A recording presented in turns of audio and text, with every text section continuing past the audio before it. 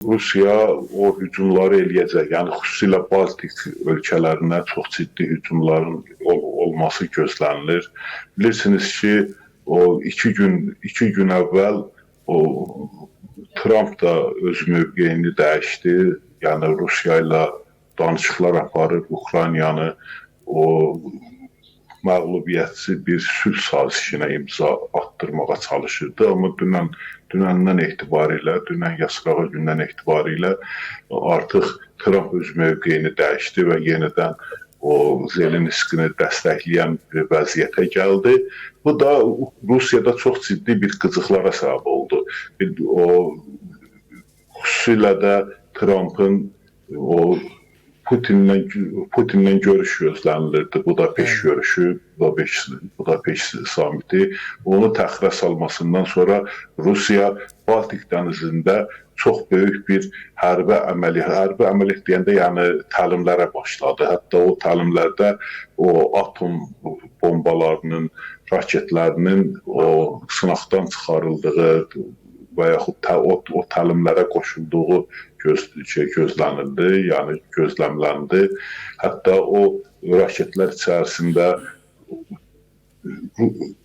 yəni mənzil etibarilə Amerikaya çata biləcək mənzildə o raketlər də var idi. Bütün bunlarla Rusiya əslində bir mesaj verir. Mesaj verir ki, əgər mənimlə razılaşmasanız, əgər mən dediyimi eləməsəniz, əvvəla Amerikanın özü də atom hücumuna məruz qala bilər. Yəni mən belə bir təhdid yarada bilərəm. İkinci, mənim əsas hədəfim, ən çox böyük hədəfim belə deyək, o Baltikyanı ölkələrə hücum eləyə bilərəm. Baltikyanı ölkələrin də xüsusilə seçməsi də təsadüfi deyil. Bilirsiniz ki, o Rusiyaya qarşı Avropa İttifaqında ən çox o mövqe sərgiləyən, Rusiya ilə münaqişəyə Avropanı cəlb eləməyə çalışan Baltikyanı ölkələrdir. Yəni 3 dənə orada ölkə var: Estoniya, Latviya, Litva və onlar əslində heç elə bir ciddi, onların ordusu da elə bir ciddi əsgəri gücü də yoxdur. Hətta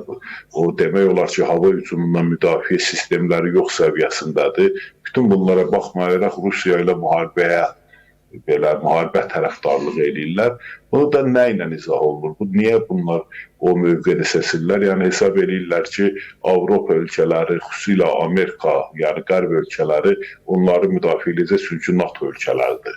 İndi bu nə dərəcədə eləyərlər, eləməzlər, bu da bəlli deyil. Çünki Trumpın açıqlamalarından belə aydın olurdu ki, o Baltikyanı ölkələri dəstəkləməyəcək. Yəni əgər ora hücum olarsa, ona heç bir dəstək verməyəcəyini də bildirmişdi o Trump. Amma buna baxmayaraq onlar o Rusiya ilə açıq müharibənin tərəfdarıdırlar. Yəni o hesab edirlər ki, yəni bu məsələni Avropa İttifaqı, Avropa dövlətləri, NATO dövlətləri həll eləyə bilər, Rusiyanı tamamilə çöktürə bilər və bununla da Baltikyanı ölkələr bu təhlükədə xilas ola bilərlər.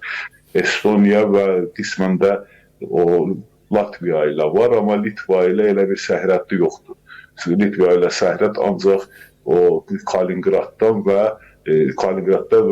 o Belarusda vardı ki, Belarus vasitəsilə ora girər. İndi Belarusla buna nə qədər razı olar, olmaz, indi bunu bilmirəm. Yəni, hərçən ki, Rusiya Belarusun iradəsi ilə, onun sözü ilə nə qədər razılaşar, o da bəlli deyil. Amma buna baxmayaraq, Belarusun bu təcavüzə qarşı çıxacağı bəllidir. Yəni, o istəməz ki, o Belarus üzərindən başqa yerə o hücum edə bilmir ki, Ukraynaya elədi və bunun ağır nəticələrini gördü Belarus. Belarus sanksiyalara məruz qaldı. Belarus artıq Avropa dövlətlərinin, Amerikanın, NATO dövlətlərinin əsas hədəflərindən birinə çevrilib. Bir də o Litviyaya o hücumu, yəni Suvalki dəhlizinə, o Minsk tərəfi, yəni o Belarus ərazisindən girməsi Belarusu birbaşa NATO ilə döyüşə cəlb eləmək deməkdir. Mən isə verirəm ki, buna yəni qarşı çıxar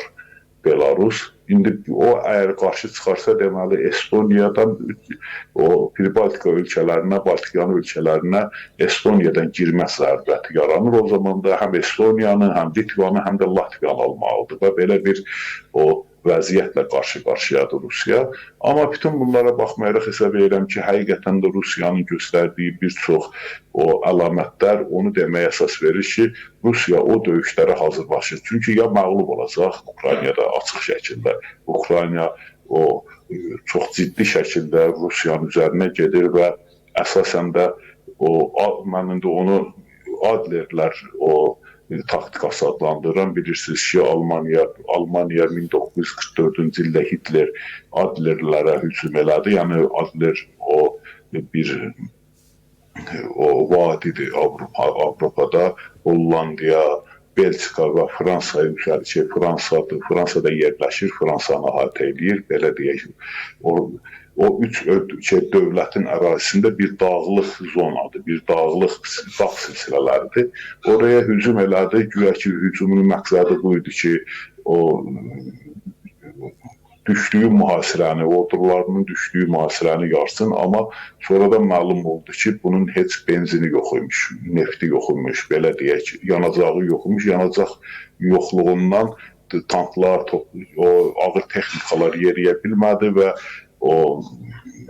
Almaniyaya yol açıldı, Berlinə qədər yol açıldı və o müttəfiq orduları Berlinə doğru irəlilədi. Yəni, belə deyək ki, həmən əməliyyat öz əleyhinə, Almaniyanın, Hitlerin, faşistlərin öz əleyhinə çevrildi. İndi eyni vəziyyətdə Rusiyada yaradılır.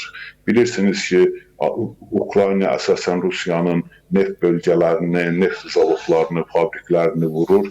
Bunun nəticəsində yanacaq qıtlığı yaranır. Eyni ilə Adlerlərdə olduğu kimi eyni vəziyyətlə Rusiya qarşılaşa bilər. Yəni, vaxtilə Hitlerin qarşılaşdığı vəziyyətlə Rusiyanın qarşılaşma ehtimalı vardı. Artıq hətta iddialara görə Rusiyanın neft istehsal müəssisələrinin 40%-ə qədəri, yəni 38 deyirlər, 38% də böyük rəqəmdir. 38%-i artıq vurulmuş vəziyyətdədir. Yəni, bu getdikcə də artır. Özə buna da kim rəhbərlik eləyir? Buna da əsasən Amerika rəhbərlik eləyir. İndi Trump bir tərəfdən Rusiya ilə münasibətlər düzəltmək istəyir, bir tərəfdən də Pentagon Rusiyanın neft bazalarını Ukraynaya vasitəsilə vurur. Yəni, Ukraynaya həmən kəşfiyyat məlumatlarını, həmən koordinatları Amerika verir, Pentagon verir və Ukraynada onu vurmaqla faktiki olaraq Rusiyanı yanacaqsız buraxmağa, yəni dünyanın ən böyük yanacaq ölkəsini ki, Amerikanlar oranı bilirsiniz ki, dünyanın dövlət... Yanacaq çəninə bənzədirlər. Bəli, yanacaq stansiyasına, yəni dünyanın ən böyük yanacaq stansiyasını demişdi onların kongresmenlərindən biri. İndi həmən ölkəni tamamilə yanacaqsız buraxmaq istəyirlər.